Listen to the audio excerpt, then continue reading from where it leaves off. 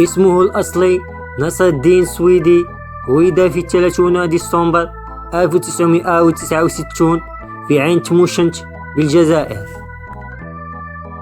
وهو مغني فن الراي، يطلق عليه أمير الراي العاطفي.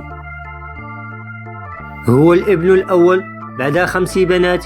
في سن 2 من عمره اشترى له عمه دربوكة طبل تقليدي، وكان نصر يكثر من اللعب ليلا والغناء بهذه الآلة.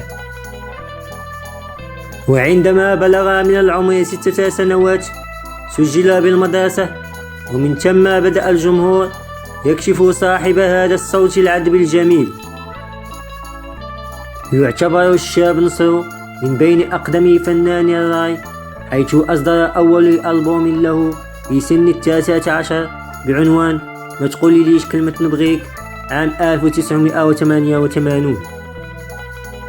ولديه في رصيده الفني منذ ذلك الوقت أكثر من 130 ألبوما. من أشهر أغانيه مبقاش لمان في بحر الحب، وخسارين القلوب، واللي بيني وبينها.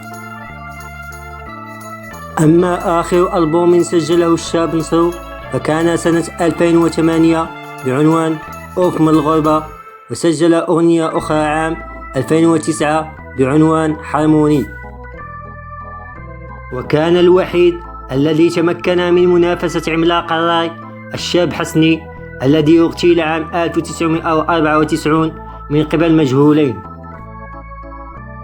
عاد الشاب نصر إلى بلاده بعد 21 عاما من الغياب قضاها في الغربة بالولايات المتحدة الأمريكية، الذي غادر بلاده منذ شهر أكتوبر عام 1997. حظي باستقبال جماهيري كبير في مطار هواي بومدين الدولي بالجزائر العاصمة.